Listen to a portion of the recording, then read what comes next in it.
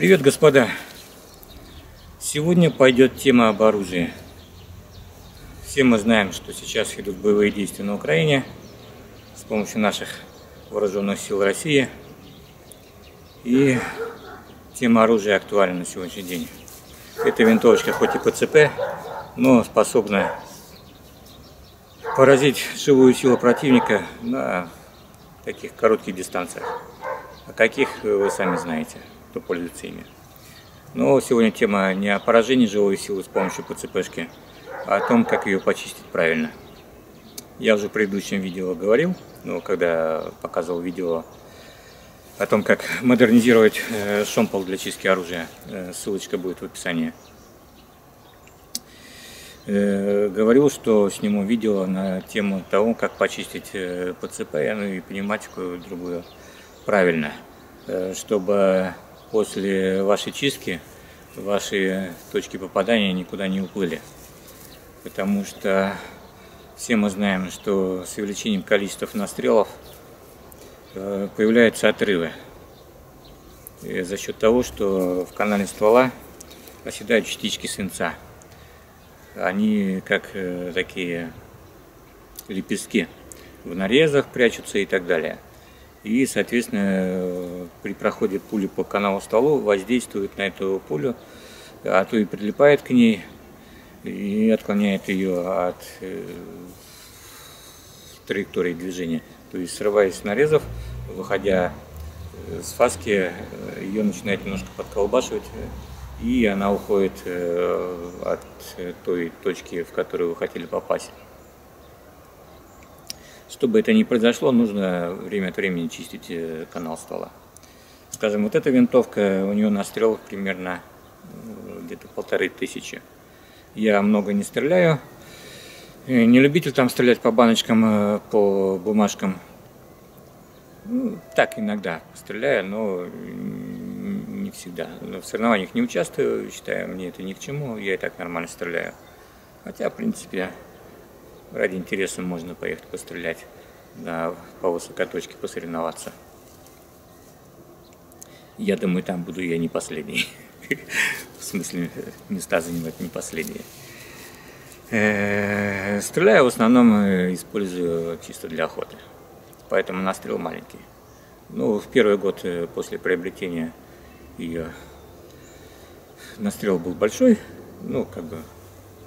Учился стрелять с пневматики, пристреливал ее, там прицел пристреливал, регулировал мощность винтовки по хронографу, то есть выпустил приличную, я даже не знаю, почти баночку выпустил, наверное, пока пристреливал прицел и отрегулировал мощность винтовки по хронографу, потому что пружину подкручивал.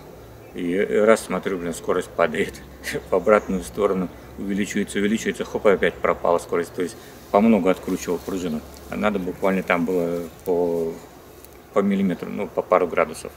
И отрегулировал. Итак, отвлекся. Будем чистить оружие. В предыдущем обзоре был наборчик такой. Сейчас покажу поближе. С помощью него мы это дело и почистим. Вот этот наборчик, был обзор на него, ссылка в описании. Вот я дорабатывал вот эти шомпола, одевал их в термотрубочку, так виднее. Использовать будем масло, будем всем известный буллистрол использовать. Есть еще вот такое масло от фирмы Robla, Bullet Power Solvent. 100 мл. В принципе, тоже неплохое масло. Тут на французском, на итальянском. Есть даже на русском и немецком. Нет, на голландском, да. На русском Robla растворитель черного дымного пороха. Активно растворяет и удаляет остатки дымного пороха, например, нагар, неорганические соли, полимеры. Идеальное средство для чистки оружия, в том числе сигнального шомпола после применения дымных порохов. Там, в принципе, есть инструкция, я ее прочту в видео. И вот есть американское Gun Oil, то есть масло для пистолетов, можно сказать. Ган переводится с английского пистолетов. Лубрикант Clean Protect. И синтетическая. Ну, есть вот такие еще патчи волочные. Они, в принципе, без отверстий, то есть на шомпол его не натянешь. Он служит для того, чтобы его вставить в канал ствола, ну, со стороны, конечно, ствольной коробки. Либо в барабан даже можно, в принципе, зарядить.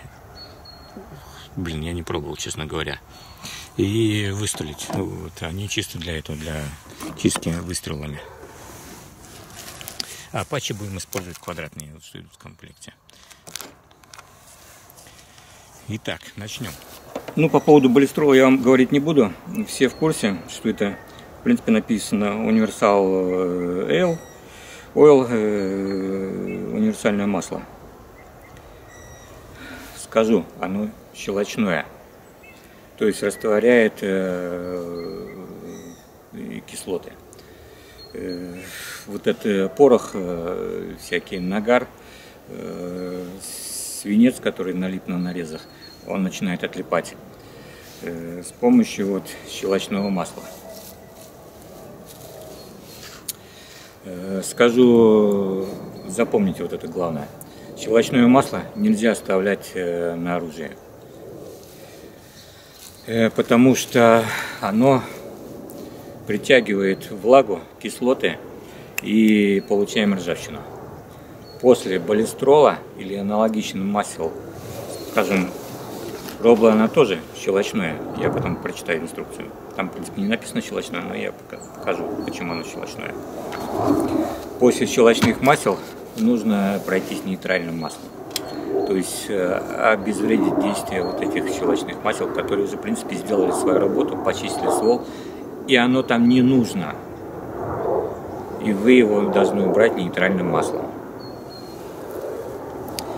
Люди старшего возраста помнят, что в школах были НВПшки, и стреляли мы с мелкашек, и потом чистили мелкашки, и была такая металлическая баночка, разделенная на две части. И в одной части горловинка откручивалась и с одной и с другой стороны. С одной стороны было щелочное масло, с другой нейтральное. Вот щелочным мы чистили канал ствола, потом проходили с нейтральным маслом. Кто служил в армии, ну, многие сейчас уже не служат в армии, армия, можно сказать, контрактная стала, кто-то отлынивает от армии, там то же самое, баночки с двумя типами масел, щелочное и нейтральное. Почистили щелочным канал ствола и потом прошли с нейтральным маслом. Сверху тоже чистим нейтральным, никаким не щелочным, иначе получим ржавчину. Synthetic Gun Oil, ну, американское, оно нейтральное. Вот им можно потом пройтись. Ну и, соответственно, сверху тоже. То есть, если вы используете оружие часто там, ну, в разную погоду, там дождик бывает, там туман, сырость такое, например, в разных климатических условиях. То есть холод, тепло, получаем испарину на железных частях. Соответственно, влага, капельки. Вот нейтральным маслом проходим. Так, сейчас мы посмотрим, что такое представляет робла. В принципе, хорошее масло, очень хорошее масло, сделано в Германии. Выглядит оно такая баночка, 100 мл зеленого цвета. Надолго хватает. Я даже не знаю, блин, кто даже очень часто стреляет, блин, хватит на много лет. Так, инструкция. Инструкция на нескольких языках, само собой на оригинальном, на немецком. И тут есть на русском. Так, вот. Робла. Растворитель черного пороха. Вы извините, что я зачитываю, но надо кое-какие нюансы вам рассказать. Растворитель черного пороха робла удаляет остатки зарядов черного пороха, например, сажу, неорганические соли и кислотосодержащие остаточные продукты сгорания. Вот о чем я говорил. Кислоту удаляет. То есть оно щелочное. Все мы учили химию в школе, все знаем. Я хоть и троечник по химии был, и ее дико ненавидел, многое не понимал, но азы я усвоил очень хорошо. Идеален для ухода за оружием, заряжающимся с дульной части патчами, сигнальным оружием и ракетницами. Так, инструкция по применению. Чистящий тампон, например, очиститель ствола вот этой фирмы, так, потом ветошь, либо силикон фирмы Балистрол, на шомполе или щетке для очистки пропитать достаточным количеством вот этого растворителя черного пороха робла, ввести в ствол и многократно протянуть. Появление запаха свидетельствует о процессе растворения и очистки. Я, кстати, не пробовал им чистить, то есть не могу вам сказать, какой запах. Чистить будем сегодня балистролом. В зависимости от степени загрязнения вы можете повторить процесс очистки. Аналогичным образом необходимо обработать барабаны сигнальных револьверов, затем несколько раз протяните сквозь ствол и барабан насухо, перевод русский такой, и барабан насухо, запятая. Запятую надо потом было где-нибудь ставить, насухо протереть типа надо. Обильно распылить балистрол и еще раз протяните насухо. Крутый перевод. Нахера распылять балистрол, когда уже робла то же самое, в принципе, делает. При длительном хранении на оружии следует еще раз распылить балистрол и протянуть насухо лишь перед стрельбой. Растворитель черного пороха робла растворяет также остатки масла и разрыхляет вбившиеся в металл частицы углерода. Для поддержки растворяющихся свойств растворителя черного пороха робла необходимо, однако, постоянно работать в сочетании со щеткой для чистки или ветошью. При этом необходимо периодически очищать и щетку для чистки. В противном случае грязь останется на ней и будет равномерно распределяться по поверхности канала, само собой. Так, большинство видов воронения устойчивы по отношению к растворителю вот этому робла черного пороха. В отдельных случаях при длительном воздействии растворителя черного пороха робла очень редко его влияние может оказаться на вороненной поверхности. Вот я о чем говорил. Если длительно оставить вот это щелочное масло, не только робл, но и балистрол, то получим ржавчину. Сильно удивитесь. Будет такой слегка рыжеватый цвет, и потом больше и больше. И придется вам воронить свои стволы. Либо там ствольные коробки или еще что-нибудь. Так, что тут еще? Ну, хранить емкость плотно закрытой, ладно, это все понятно. Так, будем чистить балистролом. Я хочу его использовать и забыть о нем, и будем потом пользоваться роблой. Вот этот флакончик, в принципе, стоит в районе $10. Так, теперь я вам расскажу о том, как чистить правильно, чтобы не получить отклонение точки попадания после чистки. А то многие делают так. Чистить рекомендуется начать, когда уже начинаются отрывы. Ну как начинается? То есть если у вас там, скажем, на 10 выстрелов, ну или даже на 5, там один отрыв, это еще куда ни шло. Когда уже каждый второй получаем отрыв, либо практически все летят не туда, куда нужно, вы не понимаете, в чем делать, это значит, что у вас засвинцовка, его ствол нужно почистить. Так вот, у многих ошибка. Они чистят стволы до попения, до зеркальной чистоты. Потом радостные такие: ура, я почистил ствол, сейчас там белке в глаз попаду, пуля в пулю. А хрен наны. У вас начинается такая же хрень, что и до чистки. Ну, скажем, это не отрывы, а это рассеивание, скажем, точки попадания будет. Почему? Потому что нету освинцовки вообще.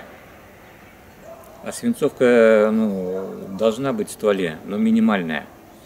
То есть потом, после люди, почистившие его до зеркальной чистоты, начинают стрелять, не понимая, в чем дело, делая 20, 30, 50 выстрелов, и видят, что становится все лучше и лучше. Но они в это время, естественно, делают какие-то телодвижения, прицел подкручивают туда-сюда, и думают: о, я победил это дело с помощью прицела, подкрутив поправки туда-сюда. Да хрен наны. Вы не подкрутили подправки, они, в принципе, остались в том же положении. Ну, может быть, там пару щелчков туда-сюда, блин. Вы просто, сделав там 50 выстрелов, сделали минимальную освинцовку. И пуля теперь плотненько проходит по нарезам и идет, попадает туда, куда надо. Так вот, что после вот этой чистки зеркальной вам не пришлось просто сжигать свои патроны, там, кому, блин, 20, кому 50, а кому-то и сотни патронов надо сжечь, чтобы сделать минимальную свинцовку. Нужно правильно чистить свое оружие. И сегодня я расскажу вам, как почистить оружие, избавившись от отрывов и не потеряв точку попадания. Не делая лишних выстрелов, не сжигая свои патроны. Для начала подготавливаем свою винтовку. В моем случае откручиваем глушитель.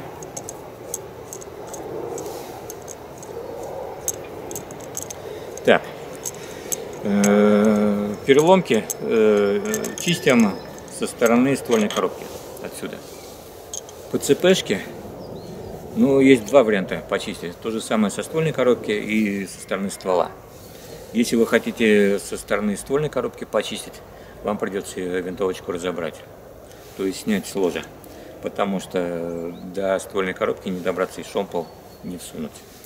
Вам придется все это разобрать и снять ствол.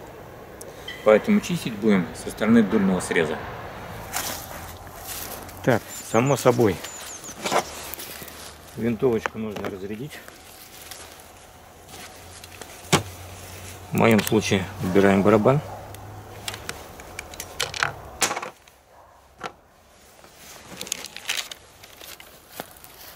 И еще нужно сделать одну вещь. Вот там находится в стволе уплотнитель. Это резиновое колечко. Его нужно выбрать оттуда. Объясню почему. Двигая шомполом, вы его будете повреждать. Но в принципе, если вот чистить с помощью патчей, то по большому счету можно не вынимать. Если вы используете ёршики, то однозначно его нужно вынуть, потому что вы его повредите. На нем будет появляться микроповреждения, а так как здесь давление «Будь здоров», то воздух будет травить. То есть вы будете сильно удивляться, почему с каждым выстрелом у вас все меньше и меньше в резервуаре воздуха. Скажем, вам хватало на 4 барабанчика заправки, а тут будет на 3, а то и на 2, а то и вообще вы будете даже слушать так, и все, и воздух ушел. В чем дело? А там колечко. Его нужно вынуть. Вынимаем либо зубочистками деревянными, либо пластиковыми. Ну, в крайнем случае отверткой. Это в крайнем случае. И то вы там отверткой нацарапаете, сделаете засечки. Ну, колечко, в принципе, не повредите отверткой, но насечек вы делаете дофига. Ни в коем случае не иголкой, потому что вы 100% повредите колечко.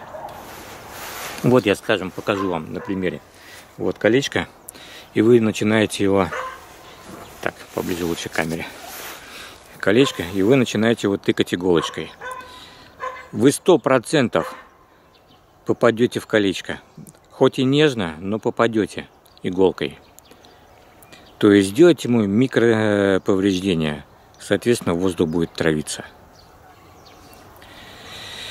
И потом вы побежите искать это колечко. Поэтому берем деревянные палочки.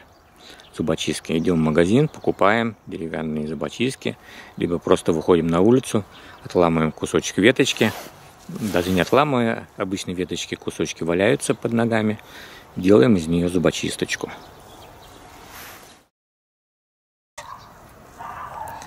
Сейчас я его буду, в принципе, вынимать. Вот тут оно, буквально прямо у входа. Итак, попробую я это дело вынуть. Это, в принципе, самое сложное в чистке. Вынуть колечко. Ставить его попроще, конечно. Так, возьму-ка я другую зубочистку, а то в зубах держал, и она слегка размякла. Вот, есть сухие.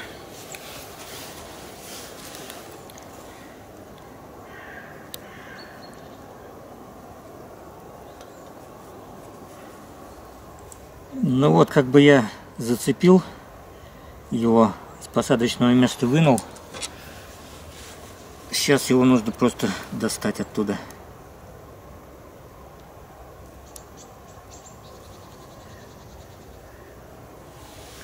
Сейчас я вам покажу одну приспособу, которая, в принципе, тоже понадобится.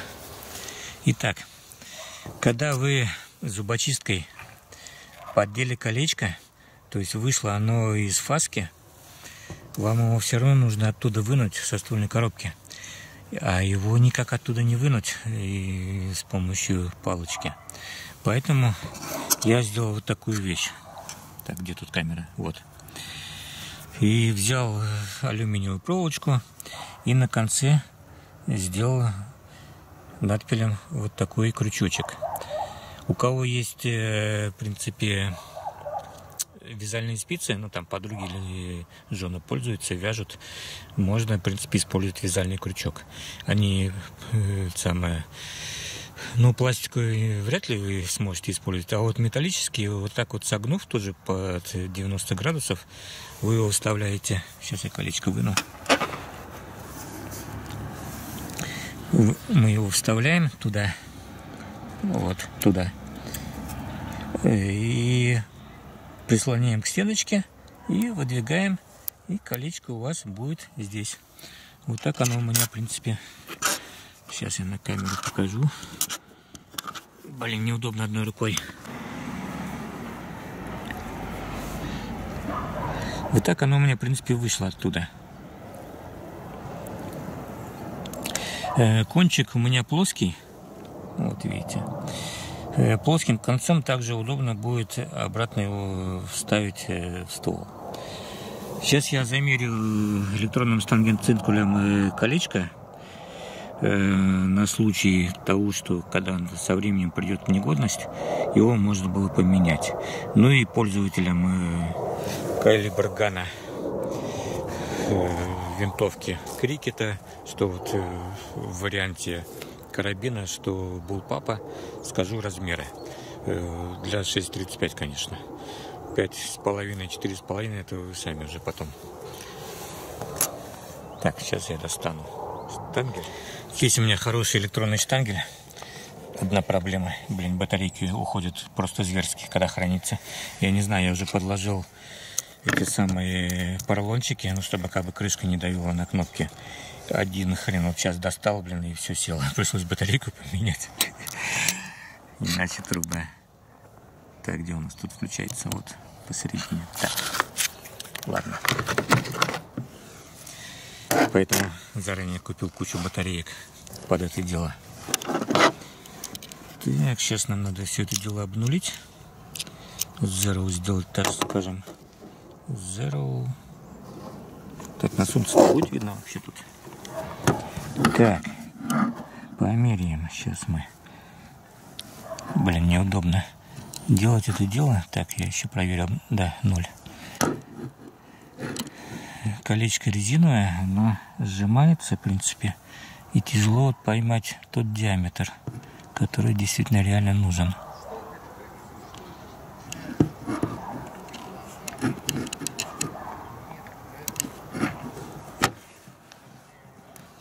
Так, оно уже, в принципе, сплющилось. Так, чуть-чуть развернем.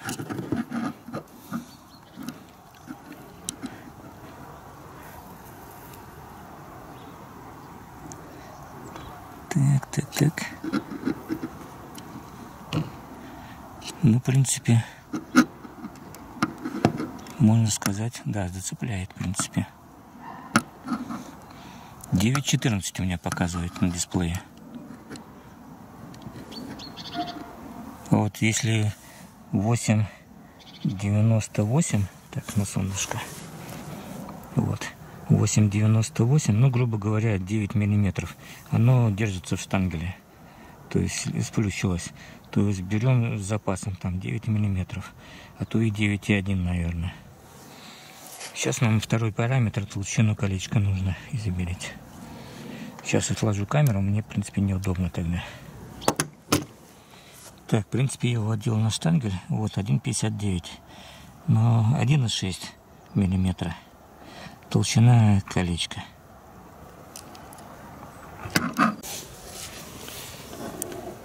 Так, чтобы колечко не профукать, не дай бог упадет вот куда-то в траву, вы фиг найдете. Прополите все. Особенно еще до того, как вы не сняли размеры. Поэтому ложим куда-нибудь там в коробочку, либо вот я положу в пакетик. Профукаете колечко, даже металлоискатель не поможет, потому что оно не металлическое. И вот еще вам хочу показать. Есть вот такие наборчики, но я, в принципе, их покупал для своей машины. Потому что бывает, что-то, блин, разбираешь, меняешь, там где-то уплотнитель, блин, прохудился, и все, и начинаешь метаться и рвать голову, блин, где взять это дело. Едешь куда-нибудь в гидроскан, где занимаются, делают шланги под гидравлику. И у них за большие деньги, там приличные стоят они, покупаешь вот эти резиновые колечки. А если еще и размер не знаешь, то приходится по нескольку раз ездить. Как, скажем, у меня этот магазин находится в 50 километрах, не наездишься, блин. Купил, блин, приехал, померил, не то, блин, поедешь опять, блин. А так вот, когда такие наборчики есть, все можно подобрать. Это я так, к слову. Так что размеры известны, в принципе. Можно записать для калибр гана. Так, повторюсь. Где мое колечко? Не профукалось. Нет, вот оно в кармашке. Диаметр 9 миллиметров. Ну, можно немножко запасом, 9,1. И толщина 1,6 миллиметра. Это для калибра 6,35. Что для карабина, что для булпапа. В принципе, подготовку шомпола надо было делать чуть попозже. Для начала нужно было... Так, важно. Винтовку переворачиваем кверх ногами, потому что перепускное отверстие ствольной коробки внизу. И туда затечет масло, что нежелательно. Переворачиваем кверх ногами. Там ложим куда-нибудь. Так, чтобы она, можно сказать, зафиксировалась. Ну, как-то так, примерно. Вот. Теперь брызгаем баллистролом вовнутрь. Блин, куда-то у меня профукалась эта самая такая красненькая трубочка. Ну ладно, без проблем.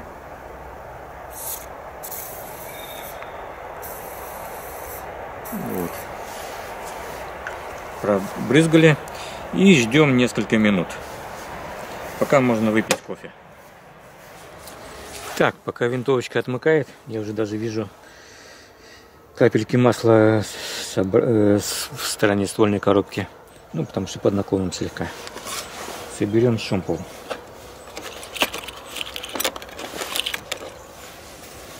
Так. Через переходник, по крайней мере, у меня. Первое колено, где вот крутится у меня. Так, отвинтилось. Вот, крутится. Чтобы по нарезам, которые по часовой стрелке в стволе, проходило и все крутилось. Не нужно будет рукой прокручивать по нарезам и двигать шомпол. Так, следующее колено. Есть. Последнее, третье колено. Есть. Так, вишер пока мы не вкручиваем. Почему? Потому что будем двигать его со стороны дульного среза. А нет, да, вкручиваем. Что-то я уже ступил. Туплю. Так, через переходник у меня тоже. Так, надо что-то выпить, наверное, то туплю. Так, закручиваю вишер. Ну, патчкорд не вставляю. Сначала вишер нужно, чтобы он вышел из ствольной коробки. В принципе, прошло несколько минут. Баллистрол сделал свое дело. Можно начинать чистку. Итак, я вставляю шомпол со стороны дульного среза. Продвигаю его, чтобы он вышел со стороны ствольной коробки. Вишер, по крайней мере, чтобы вышел. Вот эта щель. Теперь я вставляю патч.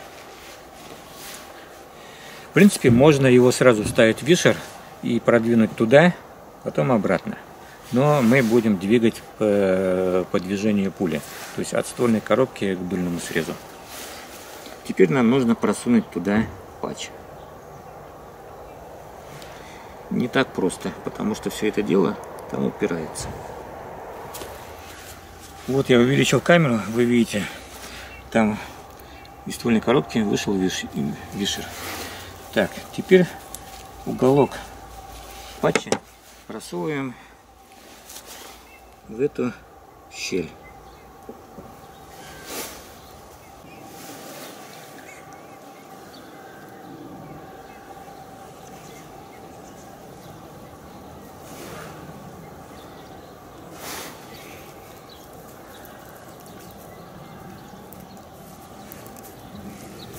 Вот я вставил вишер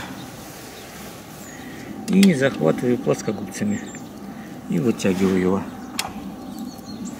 примерно до середины.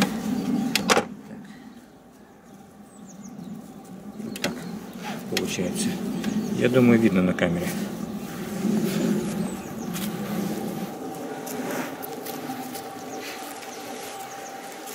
Теперь наша задача взять опять баллистрол, ну или любое другое щелочное масло, побрызгать на патч.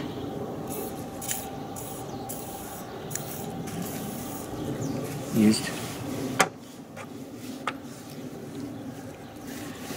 И нежно вытягиваем наш шомпол, который идет по нарезам. Достаточно плотненько выходит. Вышел.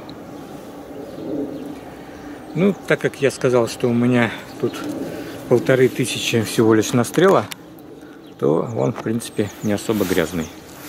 Вот как бы так. Я видел на видео у народа вообще реально черные. Ну и у меня еще, в принципе, освинцовка маленькая, потому что у меня ствол полированный. На полированных стволах освинцовка очень маленькая. В принципе, у меня практически нет отрывов, вот, а уже настрел 1500. Редко-редко бывает отрыв. То есть, в принципе, я мог не чистить. Но ради видео я все это сделал, и хуже не будет, потому что я сделаю правильную чистку, а свинцовка там останется. Так, наш патч выкидываем. Ну или потом можно использовать куда-нибудь под... что-нибудь смазать, короче. Так, продолжаем. Вставляем опять наш шомпол туда до конца.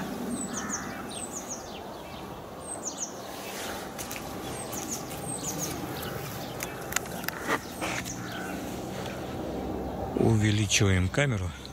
Это для вас.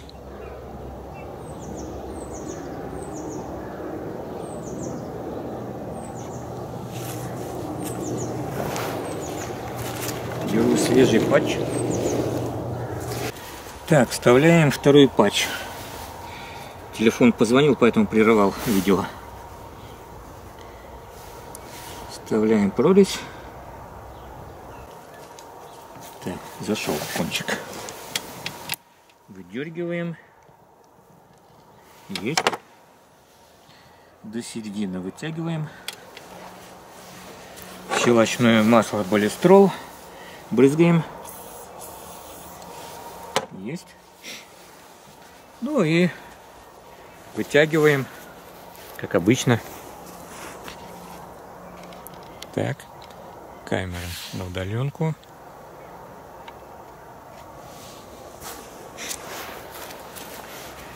Поехали.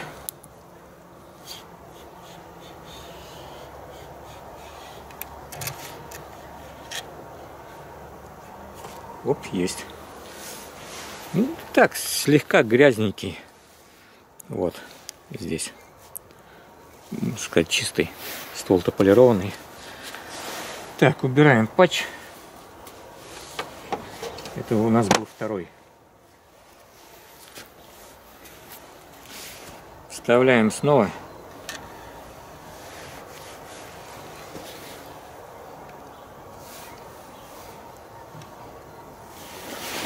Достаем третий патч.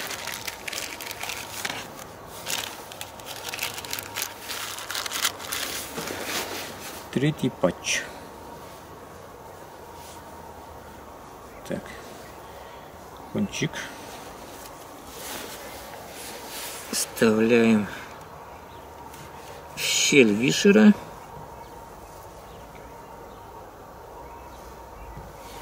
Вытягиваем плоскогубцами.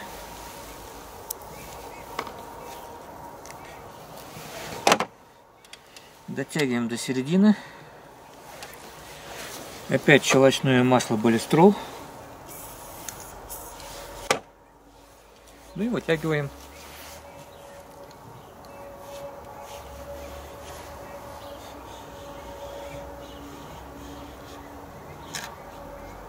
Шомпол крутится по нарезам. По крайней мере у меня. Так, убираем патч. Это третий. Все. Забегу вперед, скажу правило 3×3. 3 патча масляных и 3 патча будет чистых. Вставляем опять шомпол до конца. Вишер вышел. Достаю патч чистенький.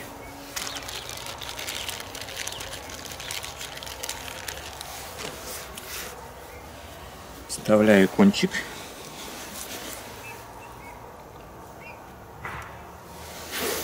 Так, неудобно слегка.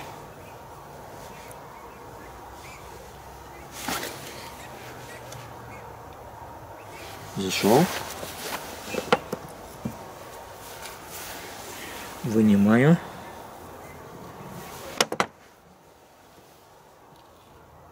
До середины вытянул. Ну и все, вытягиваем сухой патч.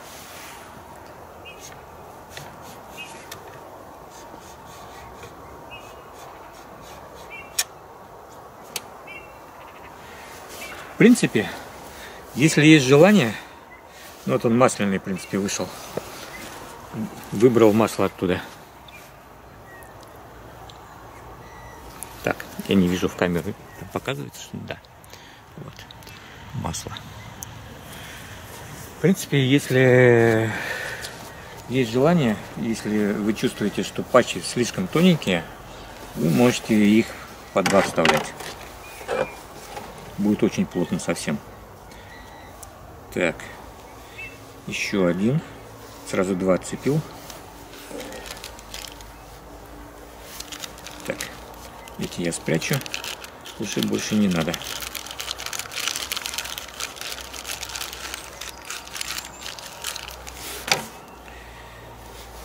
Разделяем эти два мне не надо. Ну, давайте уже разделяйтесь.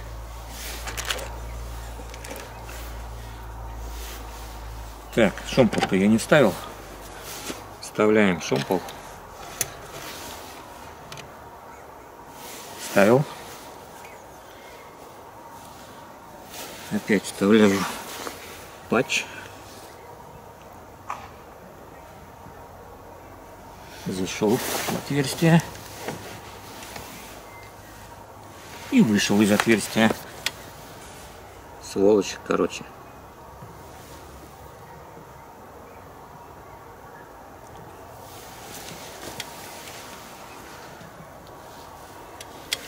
Блин, что ж ты подводишь-то меня перед зрителями канала YouTube?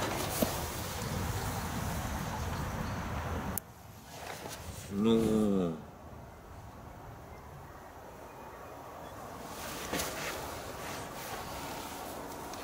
Попался, гад. Так, до середины вытянул, вытягиваю.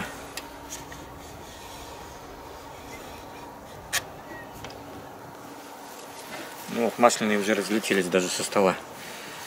Достаточно грязненький, но сухой, конечно. Пошел. Вот он. Так, где мне тут не видно? Вот, видно, черненький. Хотя это масло тоже блестит. Ну, да, черненький. Слегка.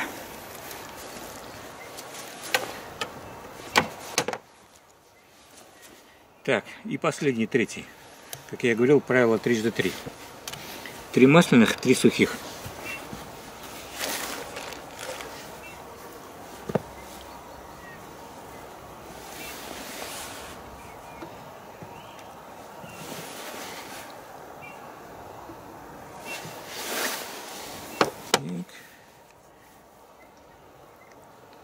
Последний быстро поддался. Вот. До середины протянул. Вытягиваем.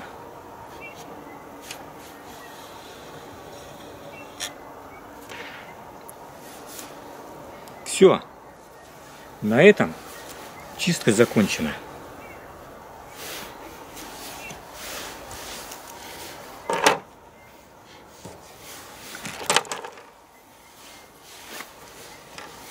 Так, использованными патчами можно протереть. Тут у меня накапало, когда масло со ствола вытекало со стороны ствольной коробки.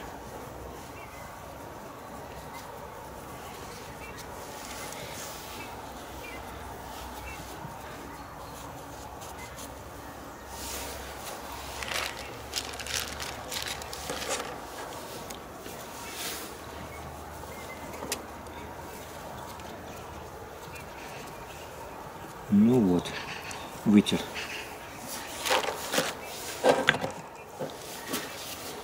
Все.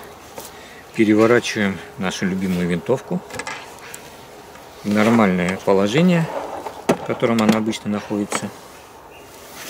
И теперь наша задача вставить туда резиновое уплотнительное колечко, уплотнитель. Так, шомпол мне больше не нужен. Я его уберу.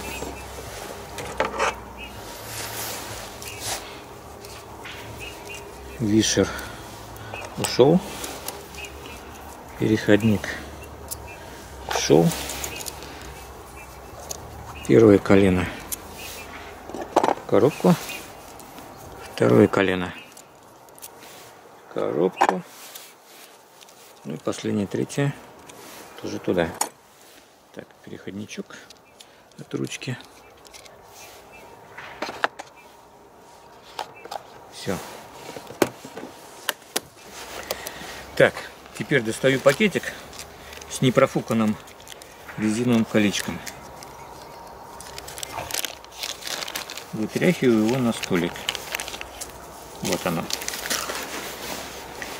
Беру свой инструмент, как я показывал, крючок, и пытаюсь его туда ставить. У меня макросъемки нету, хотя в принципе есть, но блин, камера на японском, блин, тяжело сейчас найти все это дело. Ну, вот максимально приближу, колечко там внутри вставил в свои пазы. Вот, да, все. Вот так вот. Сейчас зубочисткой покажу. Ладно.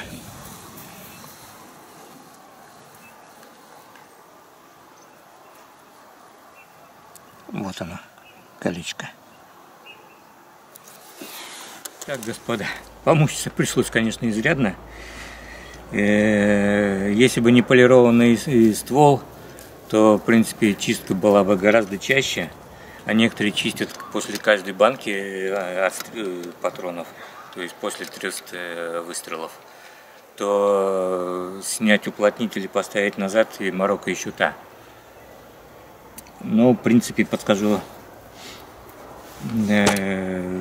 одно удобство. Пришлось снова разобрать шомпол, потому что вставляя, вернее не разобрать, собрать шомпол, потому что вставляя колечко, оно постоянно пропихивалось туда в ствол. Приходилось опять этим крючком моим самодельным его опять оттуда доставать. Вот, так что собрал я опять шомпол, отделал патчкорд, ставил внутрь до самого, в принципе, дульного среза, ну, там в коробке дульный срез, конечно.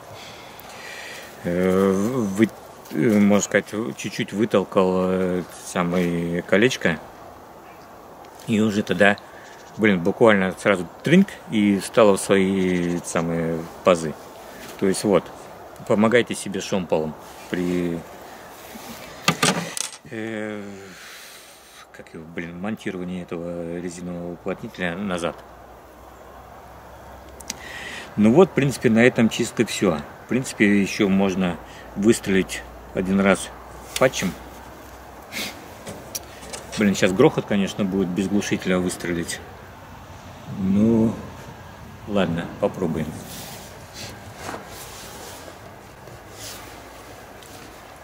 Ставлю я патч туда.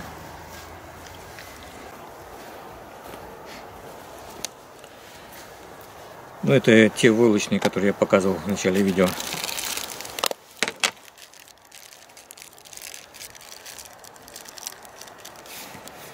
Они, ну, тоже, в принципе, плотно пройдут по нарезам, ну и выпихнут остатки масла, которые еще как бы остались. Так, вставляю туда, вот туда. Так, пальчики-то не залазят туда.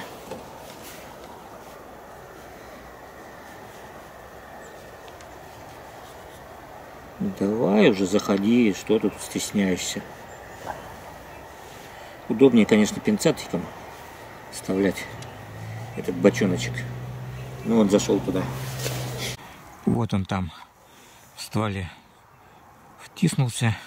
Сейчас я бабахну без глушителя. Можно, конечно, с глушителем, но потом придется глушитель разбирать и вынимать патч, потому что, скорее всего, он там останется в этих перегородках. Поэтому, ладно уж, бабахну. Один выстрел, тут соседи, не лягут на землю. Хотя война. Скажут, русские пришли. Ну вот как бы все, господа. Правило 3 за 3, как я уже сказал. 3 патча с маслом, 3 без масла. И все, вы сняли освинцовку, оставив минимальное ее количество на нарезах, чтобы ваша точка попадания никуда не ушла. Можете это делать хоть после каждой банки отстрела, хоть после каждой пострелушки, после каждой охоты. Единственная, да, проблема вот заморачивания с уплотнителем. Снять, поставить. А так, без проблем. А свинцовка никуда не уйдет, ну, минимальная в смысле, а грубая, да, вы ее снимете. И точка попадания, как я сказал, уже останется та же. То есть вы уберете, в принципе, вот этой чисткой, как это, уже из башки вышло,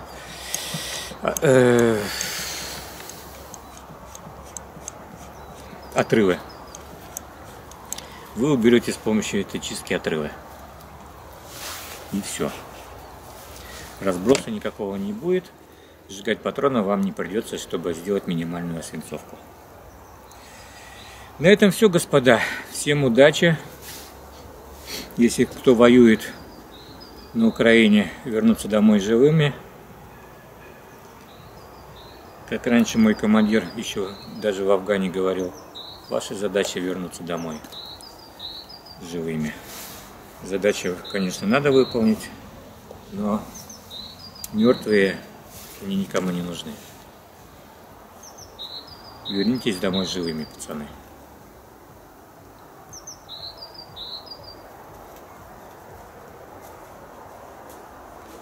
Следующее видео будет либо по охоте, потому что уже как бы снег сошел и живность вылезает, либо по пулям.